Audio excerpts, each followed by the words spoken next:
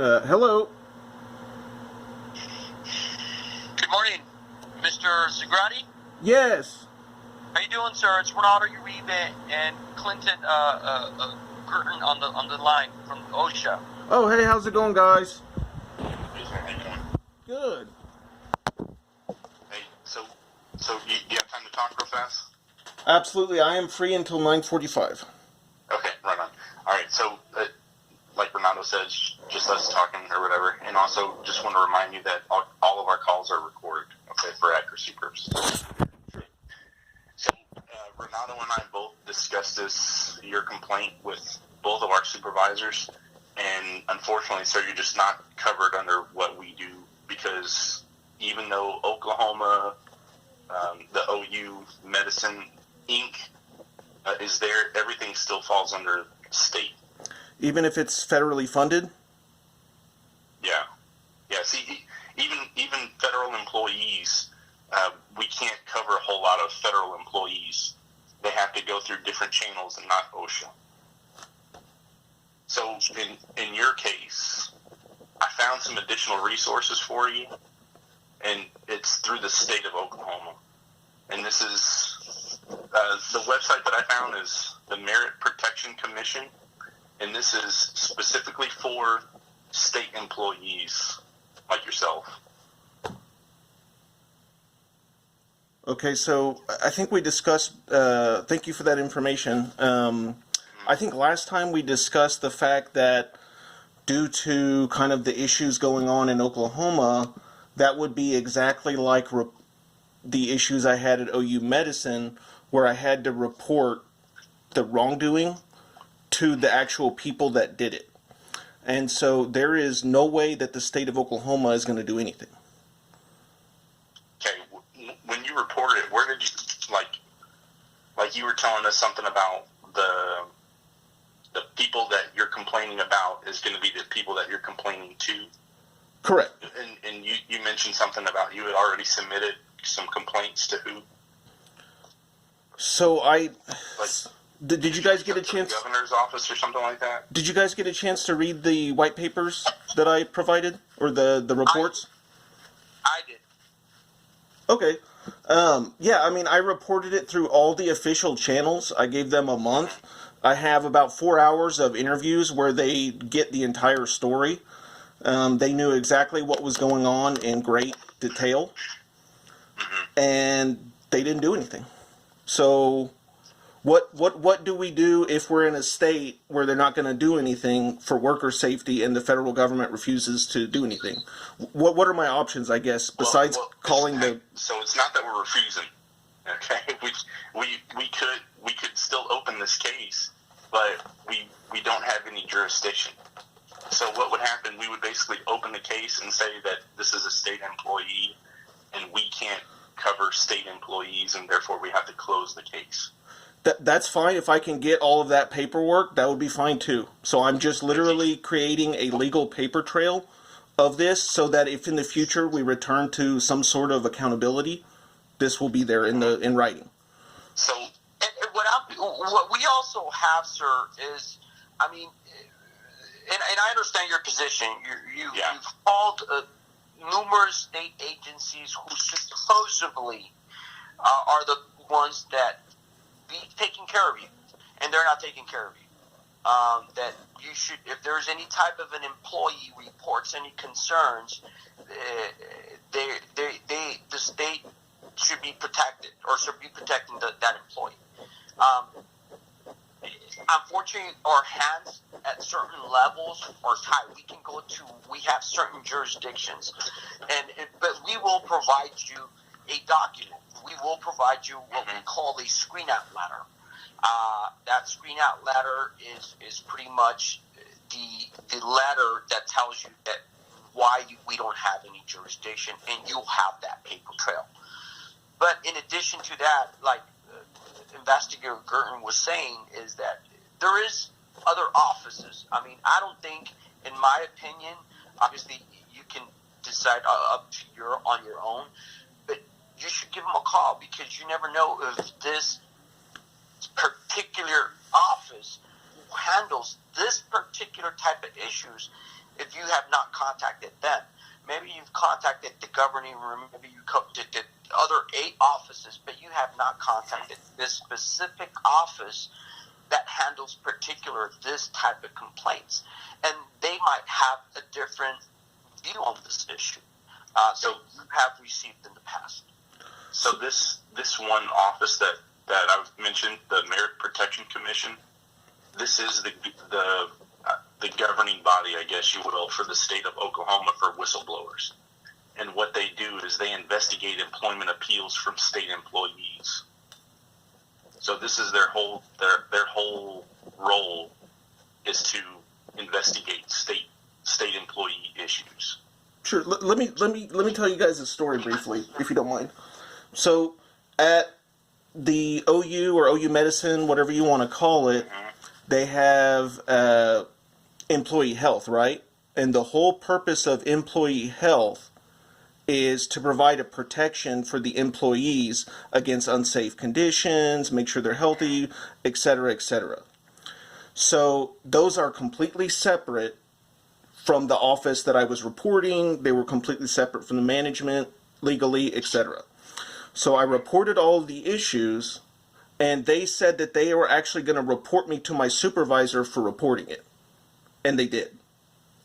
So I don't have any faith at all that the institutions in Oklahoma are going to do anything about this.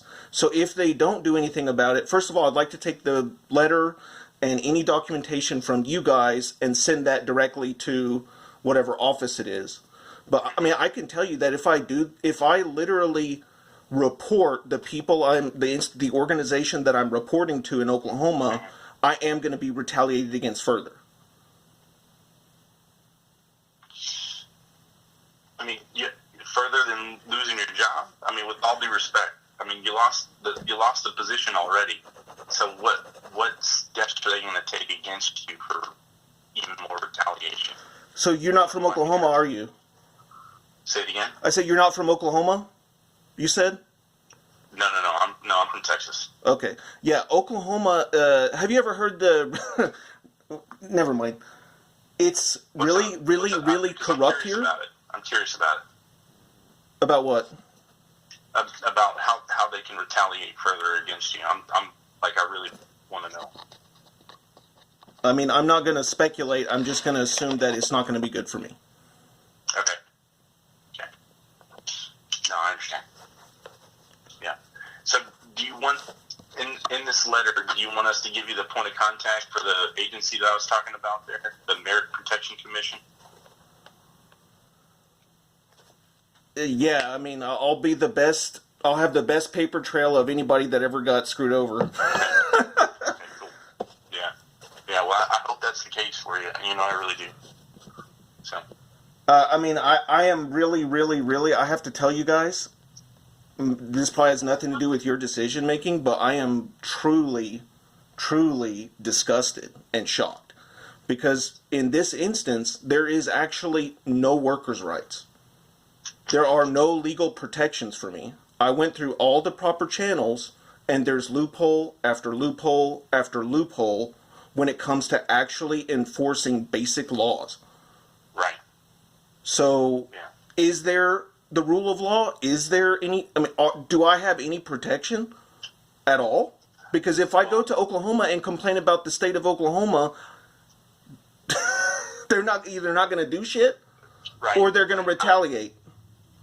Like we said, with us, I mean, you're not covered under any statute that we have any jurisdiction over with OSHA. So will you That's guys? I want to get you to the right spot. You know what I mean? Okay, even though they have federal funding, and I was working in a place with federal funding that has no impact, and the state still has jurisdiction. Right there is probably the biggest issue. One, it's a state entity, and we just don't have jurisdiction over state entities or federal. They have their own channels that they have to go through.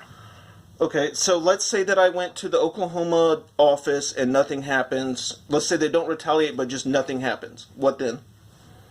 You talking about the one that I want to give you? Yeah. The Merit Protection Commission? Yeah, what happens if they don't do anything? That I have no idea. I have no clue. You can always file a lawsuit against them. You can always go to your I mean, if that's the case, you can always file a wrongful lawsuit against the state. Have you ever tried to file a lawsuit against anybody? I have not. It takes about at least $8,000 to $10,000 to enforce any kind of contract. Well, unfortunately, that's something that I have no power over, sir.